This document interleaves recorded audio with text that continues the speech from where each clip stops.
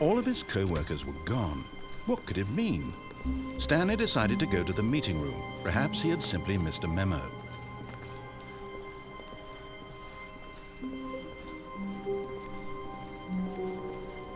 When Stanley came to a set of 2 open doors, this was not the correct way to the meeting room, and Stanley knew it perfectly well. Perhaps he wanted to stop by the employee lounge first, just to admire it. Ah, yes, truly a room worth admiring. It had really been worth the detour, but eager to get back to business, Stanley took the first open door on his left.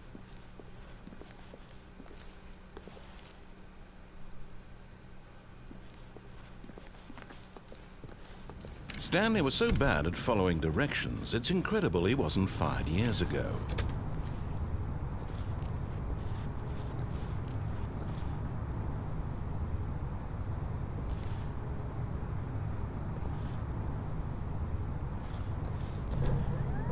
Look, Stanley, I think perhaps we've gotten off on the wrong foot here. I'm not your enemy, really, I'm not. I realize that investing your trust in someone else can be difficult, but the fact is that the story has been about nothing but you all this time. There's someone you've been neglecting, Stanley. Someone you've forgotten about. Please, stop trying to make every decision by yourself. Now, I'm not asking for me, I'm asking for her. This is it, Stanley. Your chance to redeem yourself. To put your work aside, to let her back into your life. She's been waiting. That's her, Stanley. You need to be the one to do this, to reach out to her. If you can truly place your faith in another, then pick up the phone.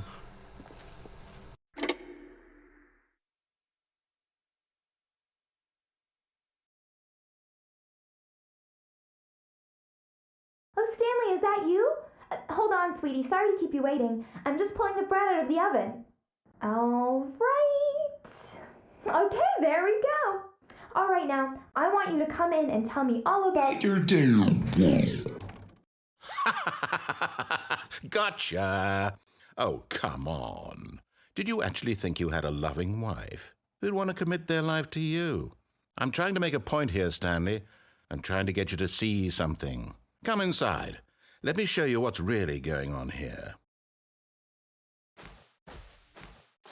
Sorry, but you're in my story now.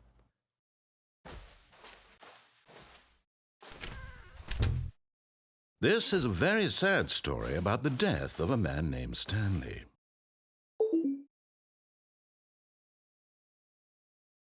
Stanley is quite a boring fellow. He has a job that demands nothing of him, and every button that he pushes is a reminder of the inconsequential nature of his existence.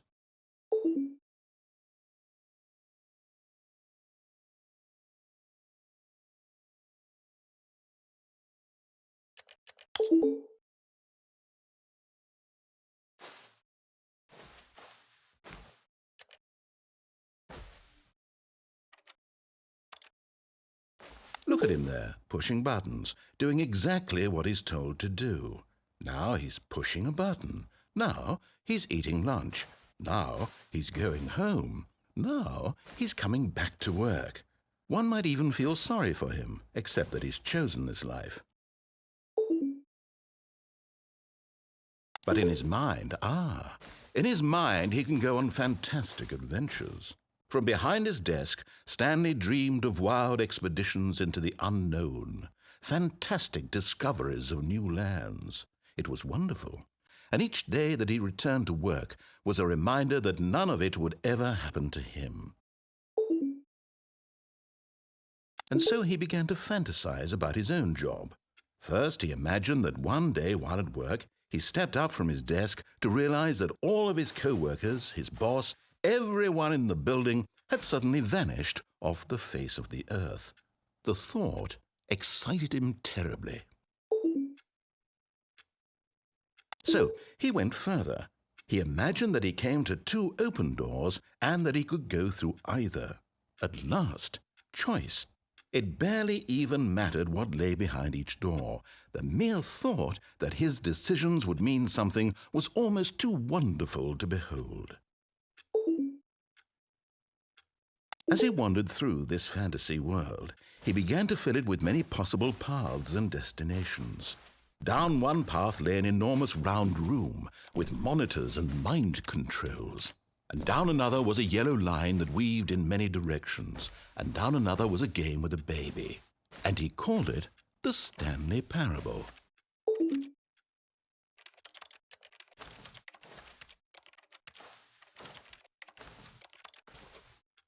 It was such a wonderful fantasy, and so in his head he relived it again, and then again, and again, over and over, wishing beyond hope that it would never end, that he might always feel this free. Surely there's an answer down some new path, mustn't there be? Perhaps if he played just one more time. But there is no answer. How could there possibly be? In reality, all he's doing is pushing the same buttons he always has. Nothing has changed. The longer he spends here, the more invested he gets, the more he forgets which life is the real one. And I'm trying to tell him this, that in this world he can never be anything but an observer, that as long as he remains here, he's slowly killing himself. But he won't listen to me. He won't stop. Here. Watch this. Stanley, the next time the screen asks you to push a button, do not do it.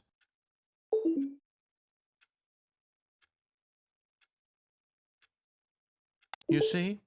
Can he just not hear me? How can I tell him in a way that he'll understand that every second he remains here, he's electing to kill himself? How can I get him to see what I see? How can I make him look at himself?